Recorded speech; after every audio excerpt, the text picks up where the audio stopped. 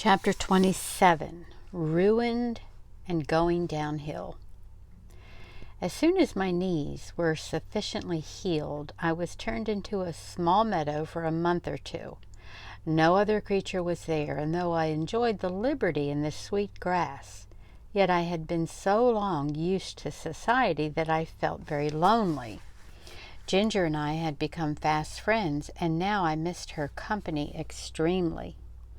I often neighed when I heard horses' feet passing in the road, but I seldom got an answer till one morning the gate was opened, and who should come in but dear old Ginger. The man slipped off her halter and left her there. With a joyful whinny I trotted up to her. We were both glad to meet, but I soon found that it was not for our pleasure that she was brought to be with me. Her story would be too long to tell, but the end of it was that she had been ruined by hard riding and was now turned off to see what rest would do. Lord George was young and would take no warning. He was a hard rider and would hunt whenever he could get the chance, quite careless of his horse. Soon after I left the stable there was a steeplechase, and he determined to ride. Though the groom told him she was a little strained and was not fit for the race, he did not believe it, and on the day of the race urged Ginger to keep up with the foremost riders. With her high spirit she strained herself to the utmost. She came in with the first 3 horses, but her wind was touched, besides which he was too heavy for her and her back was strained. And so, she said, here we are, ruined in the prime of our youth and strength, you by a drunkard and I by a fool. It is very hard. We both felt in ourselves that we were not what we had been. However, that did not spoil the pleasure we had in each other's company. We did not gallop about as we once did, but we used to feed and lie down together and stand for hours under one of the shady lime trees, with our heads close to each other, and so we passed our time till the family returned from town. One day we saw the Earl come into the meadow, and York was with him. Seeing who it was, we stood still under our lime tree and let them come up to us. They examined us carefully. The Earl seemed much annoyed. "There is 300 pounds flung away for no earthly use," said he. "But what I care most for is that these horses of my old friend, who thought they would find a good home with me, are ruined. The mare shall have a 12 months' run, and we shall see what that will do for her, but the black one must be sold. 'Tis a great pity, but I could not have knees like these in my stables." "No, my lord, of course not," said York. "But he might get a place where appearance is not of much consequence, and still be well treated. I know a man in Bath, the master of some livery stables, who often wants a good horse at a low figure.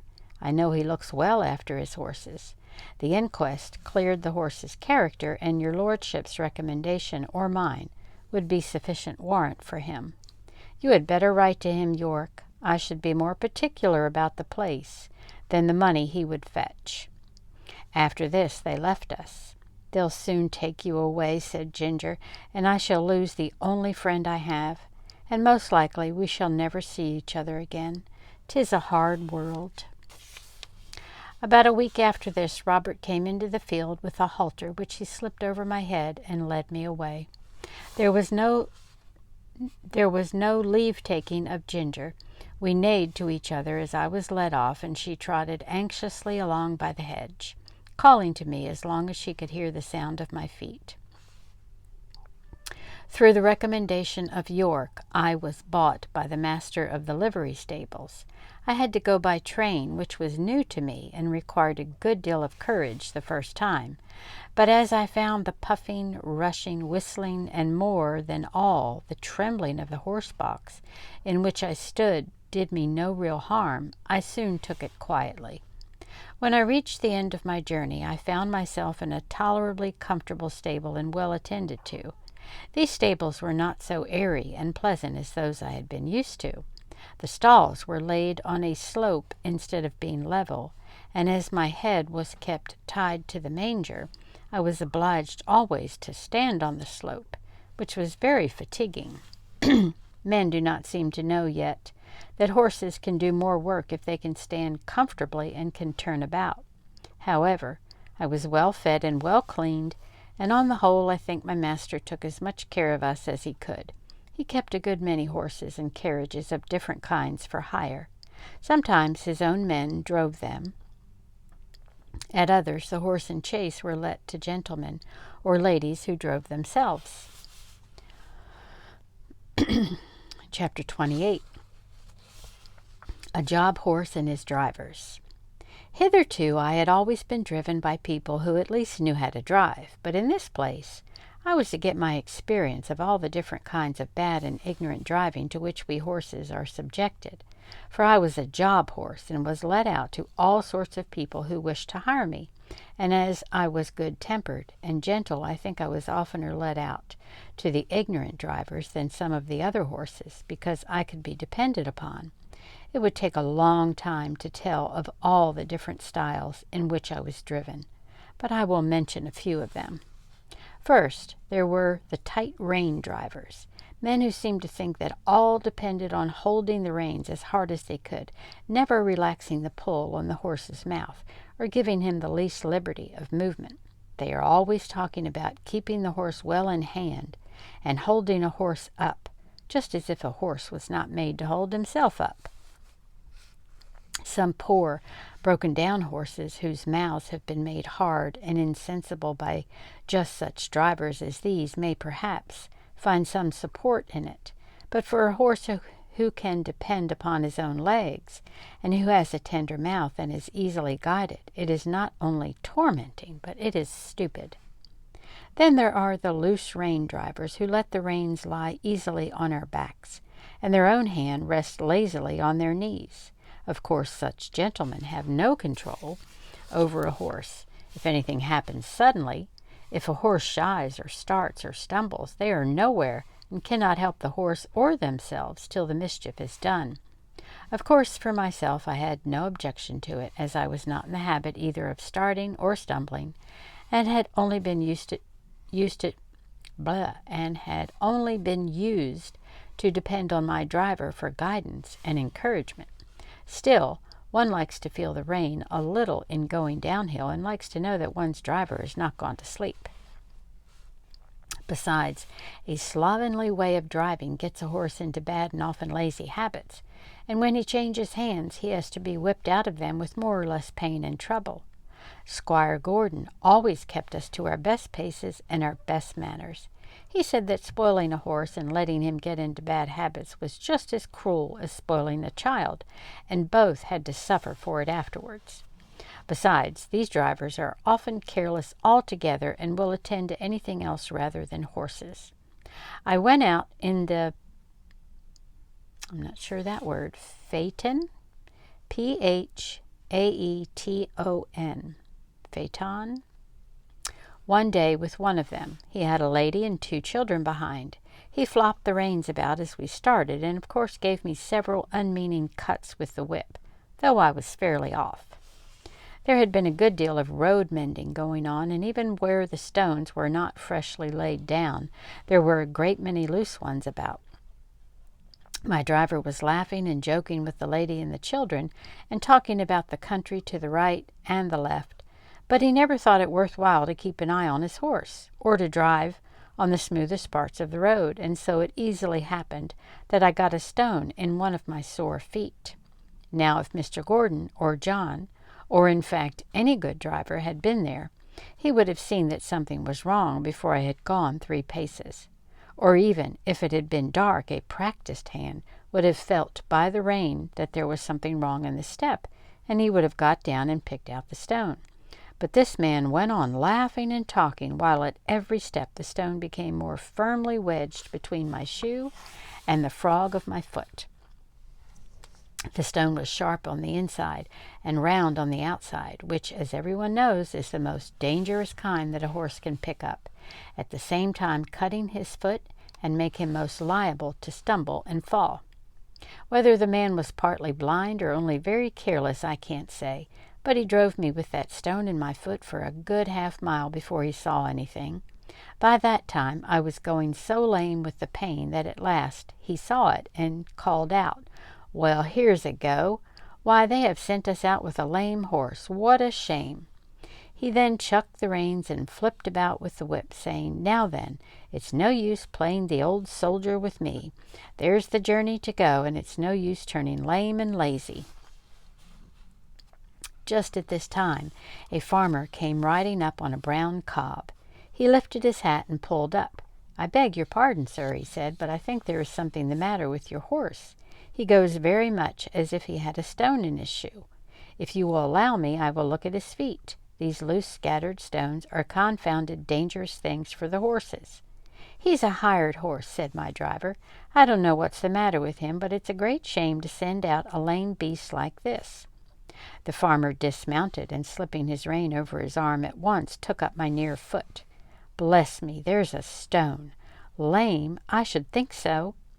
At first he tried to dislodge it with his hand, but as it was now very tightly wedged, he drew a stone pick out of his pocket and very carefully and with some trouble got it out.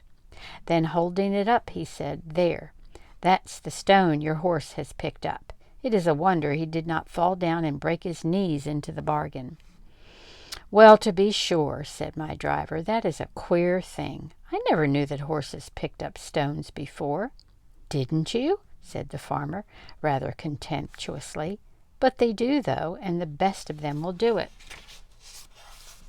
and can't help it sometimes on such roads as these. And if you don't want to lame your horse, you must look sharp and get them out quickly. This foot is very much bruised," he said, setting it gently down and patting me. "If I might advise, sir, you had better drive him gently for a while. The foot is a good deal hurt, and the lameness will not go off directly." Then mounting his cob and raising his hat to the lady, he trotted off. When he was gone, my driver began to flop the reins about and whip the harness, by which I understood that I was to go on, which of course I did, glad that the stone was gone, but still in a good deal of pain. This was the sort of experience we job horses often came in for. Chapter 29. Cockneys.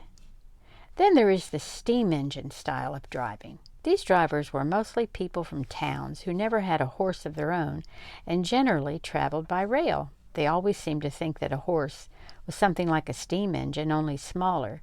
At any rate, they think that if only they pay for it, a horse is bound to go just as far and just as fast, and with just as heavy a load as they please. And be the roads heavy and muddy or dry and good, be they stony or smooth, uphill or downhill, it is all the same. On, one must go at the same pace, with no relief and no consideration. These people never think of getting out to walk up a steep hill. Oh no, they have paid to ride, and ride they will. The horse? Oh, he's used to it. What were horses made for, if not to drag people uphill? Walk! A good joke indeed. And so the whip is plied and the rein is chucked, and often a rough scolding voice cries out, "Go along, you lazy beast!" And then another slash of the whip, when all the time we are doing our very best to get along, uncomplaining and obedient, though often sorely harassed and downhearted. This steam engine style of driving wears us down faster than any other kind. I would far rather go 20 miles with a good, considerate driver than I would go 10 with some of these. It would take less out of me. Another thing, they scarcely ever put on the drag, however steep the downhill may be, and thus bad accidents sometimes happen. Or if they do put it on, they often forget to take it off at the bottom of the hill, and more than once I have had to pull halfway up the next hill, with one of the wheels lodged fast in the drag shoe, before my driver chose to think about it, and that is a terrible strain on a horse.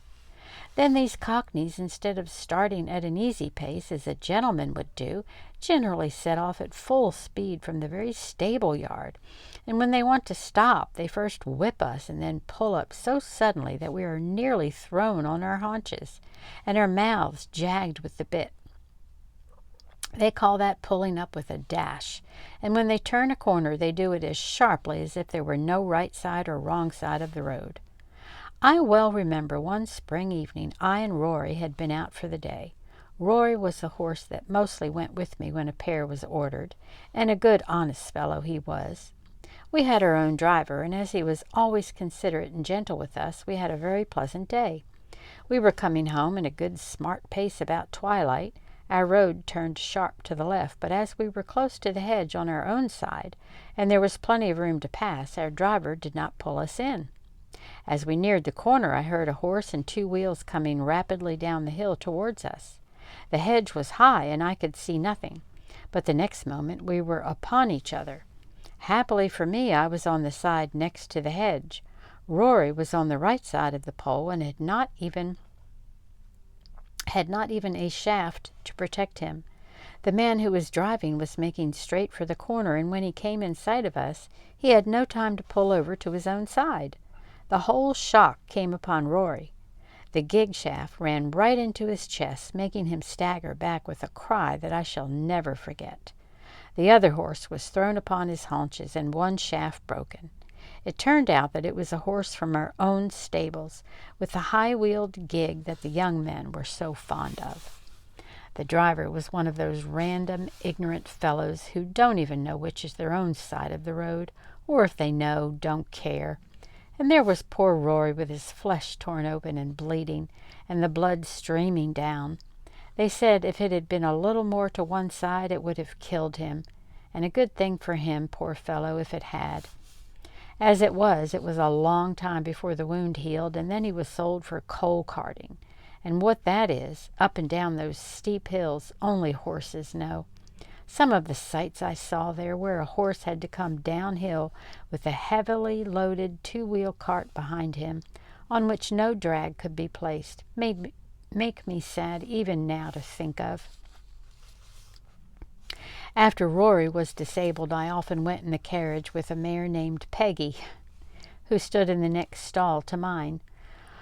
She was a strong, well-made animal of a bright dun color, beautifully dappled, and with a dark brown mane and tail. There was no high breeding about her, but she was very pretty and remarkably sweet-tempered and willing.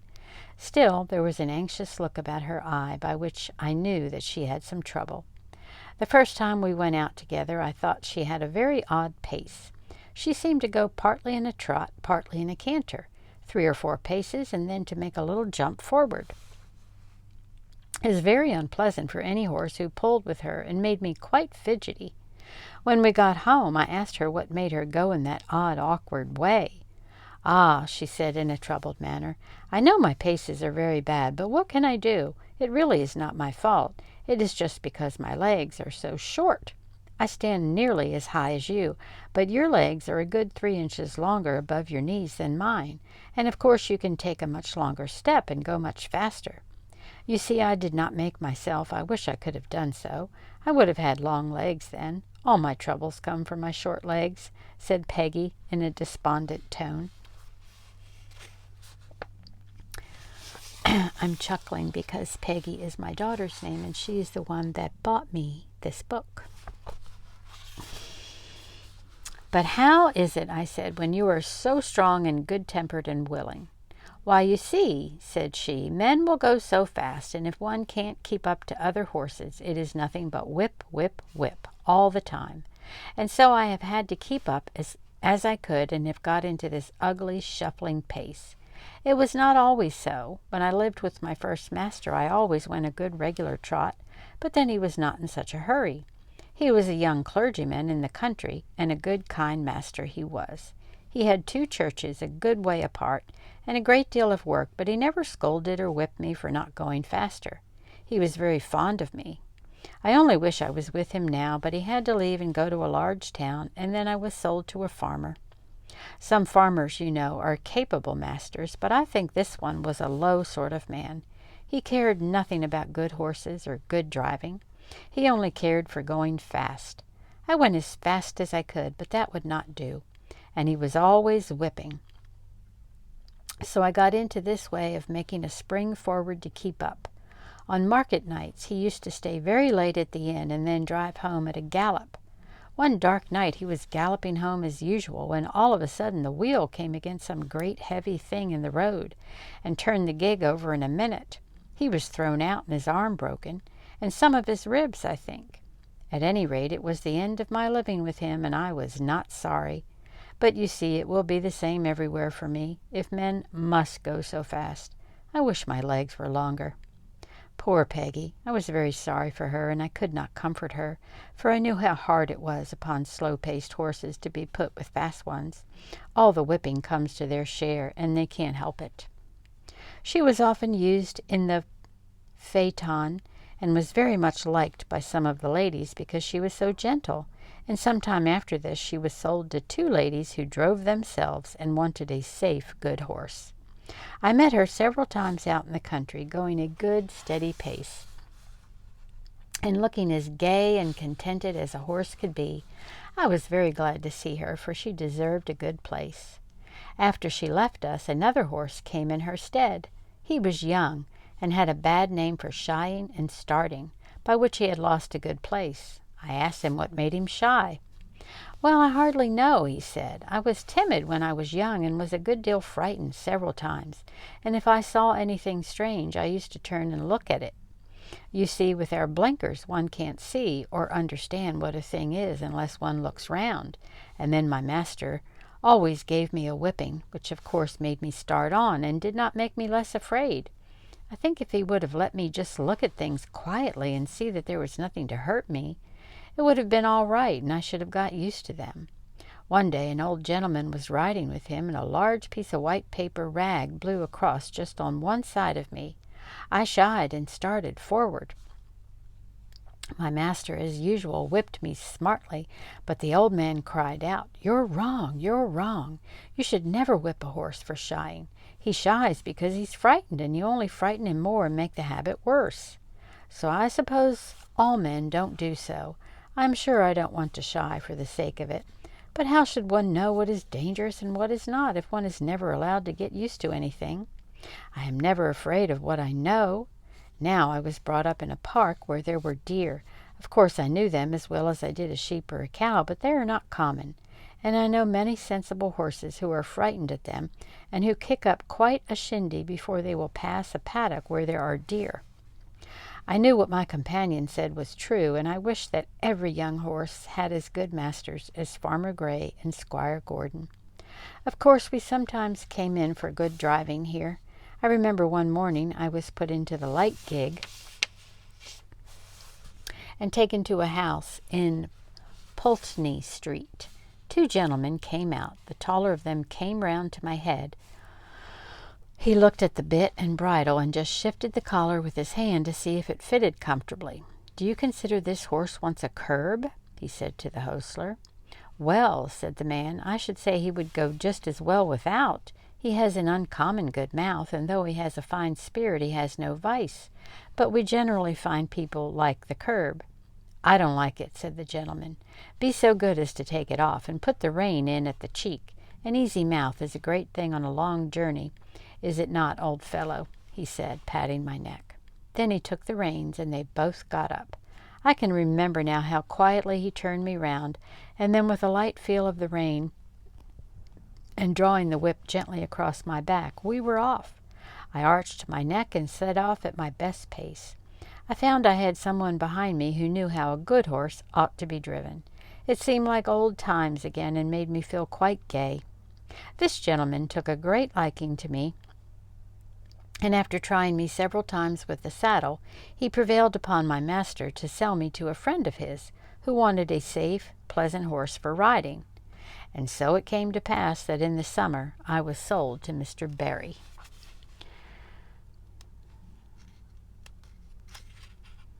Okay, I've got 2 more chapters, and then I'll be done with part 2. Chapter 30. A Thief. My new master was an unmarried man. He lived at Bath, and was much engaged in business. His doctor advised him to take horse exercise, and for this purpose he bought me. He hired a stable a short distance from his lodgings, and engaged a man named Filcher as groom. My master knew very little about horses, but he treated me well, and I should have had a good and easy place but for circumstances of which he was ignorant. He ordered the best hay with plenty of oats, crushed beans and bran, with vetches or rye grass, as the man might think needful. I heard the master give the order, so I knew there was plenty of good food, and I thought I was well off. For a few days all went on well. I found that my groom understood his business. He kept the stable clean and airy, and he groomed me thoroughly and was never otherwise than gentle. He had been a hostler in one of the great hotels in Bath. He had given that up, and now cultivated fruit and vegetables for the market, and his wife bred and fattened poultry and rabbits for sale. After a while it seemed to me that my oats came very short. I had the beans, but bran was mixed with them instead of oats, of which there were very few, certainly not more than a quarter of what there should have been. In 2 or 3 weeks this began to tell upon my strength and spirits. The grass food, though very good, was not the thing to keep up my condition without corn. However, I could not complain nor make known my wants. So it went on for about 2 months, and I wondered my master did not see that something was the matter. However, one afternoon he rode out into the country to see a friend of his, a gentleman farmer who lived on the road to Wells. This gentleman had a very quick eye for horses, and after he had welcomed his friend, he said, casting his eye over me, "It seems to me, Barry, that your horse does not look so well as he did when you first had him. Has he been well?" "Yes, I believe so," said my master, "but he is not nearly so lively as he was. My groom tells me that horses are always dull and weak in the autumn, and that I must expect it." "Autumn? Fiddlesticks," said the farmer. "Why, this is only August, and with your light work and good food he ought not to go down like this, even if it were autumn. How do you feed him?" My master told him. The other shook his head slowly and began to feel me over. "I can't say who eats your corn, my dear fellow, but I am much mistaken if your horse gets it. Have you ridden very fast?" "No, very gently." "Then just put your hand here," said he, passing his hand over my neck and shoulder. "He is as warm and damp as a horse just come up from grass. I advise you to look into your stable a little more. I hate to be suspicious, and thank heaven I have no cause to be, for I can trust my men, present or absent. But there are mean scoundrels, wicked enough to rob a dumb beast of his food. You must look into it." And turning to his man who had come to take me, "Give this horse a right good feed of bruised oats, and don't stint him." Dumb beast! Yes, we are. But if I could have spoken, I could have told my master where his oats went to. My groom used to come every morning about 6 o'clock, and with him a little boy, who always had a covered basket with him. He used to go with his father into the harness room where the corn was kept, and I could see them, when the door stood ajar, fill a little bag with oats out of the bin, and then he used to be off. 5 or 6 mornings after this, just as the boy had left the stable, the door was pushed open, and a policeman walked in, holding the child tight by the arm. Another policeman followed and locked the door on the inside, saying, "Show me the place where your father keeps his rabbit's food." The boy looked very frightened and began to cry, but there was no escape, and he led the way to the corn bin. Here the policeman found another empty bag like that which was full of oats in the boy's basket. Filcher was cleaning my feet at the time, but they soon saw him, and though he blustered a good deal, they walked him off to the lock-up, and his boy with him. I heard afterwards that the boy was not held to be guilty, but the man was sentenced to prison for 2 months. Okay, chapter 31. A humbug. My master was not immediately suited, but in a few days my new groom came. He was a tall, good-looking fellow enough, but if ever there was a humbug in the shape of a groom, Alfred Smirk was the man. He was very civil to me and never used me ill. In fact, he did a great deal of stroking and patting when his master was there to see it. He always brushed my mane and tail with water and my hooves with oil before he brought me to the door, to make me look smart, but as to cleaning my feet, or looking to my shoes, or grooming me thoroughly, he thought no more of that than if I had been a cow. He left my bit rusty, my saddle damp, and my crupper stiff. Alfred Smirk considered himself very handsome. He spent a great deal of time about his hair, whiskers, and necktie before a little looking-glass in the harness room. When his master was speaking to him, it was always, "Yes, sir," touching his hat at every word, and everyone thought he was a very nice young man, and that Mr. Barry was very fortunate to meet with him. I should say he was the laziest, most conceited fellow I ever came near. Of course, it was a great thing not to be ill-used, but then a horse wants more than that. I had a loose box, and might have been very comfortable if he had not been too indolent to clean it out. He never took all the straw away, and the smell from what lay underneath was very bad, while the strong vapors that rose up made my eyes smart and inflame, and I did not feel the same appetite for my food. One day his master came in and said, "Alfred, the stable smells rather strong. Should not you give that stall a good scrub and throw down plenty of water?" "Well, sir," he said, touching his cap, "I'll do so if you please, sir, but it is rather dangerous, sir, throwing down water in the horse's box. They are very apt to take cold, sir. I should not like to do him any injury, but I'll do it if you wish me to, sir." "Well," said the master, "I should not like him to take cold, but I don't like the smell of this stable. Do you think the drains are all right?" "Well, sir, now you mention it, I think the drain does sometimes send back a smell. There may be something wrong, sir." "Then send for the bricklayer and have it seen to," said his master. "Yes, sir, I will." The bricklayer came and pulled up a great many bricks and found nothing amiss. So he put down some lime and charged the master 5 shillings, and the smell in my box was as bad as ever. But that was not all. Standing as I did on a quantity of moist straw, my feet grew unhealthy and tender, and the master used to say, "I don't know what is the matter with this horse. He goes very fumble-footed. I am sometimes afraid he will stumble." "Yes, sir," said Alfred. "I have noticed the same myself when I have exercised him." Now the fact was that he hardly ever did exercise me, and when the master was busy, I often stood for days together without stretching my legs at all, and yet being fed just as high as if I were at hard work. This often disordered my health and made me sometimes heavy and dull, but more often restless and feverish. He never even gave me a meal of green meal or bran mash, which would have cooled me, for he was altogether as ignorant as he was conceited. And then instead of exercise or change of food, I had to take horse balls and draughts, which, beside the nuisance of having them poured down my throat, used to make me feel ill and uncomfortable.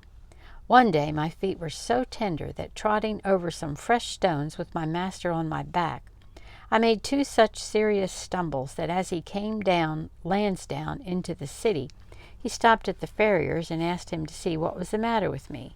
The man took up my feet one by one and examined them. Then, standing up and dusting his hands one against the other, he said, "Your horse has got the thrush, and badly too. His feet are very tender. It is fortunate that he has not been down. I wonder your groom has not seen to it before. This is the sort of thing we find in foul stables, where the litter is never properly cleared out.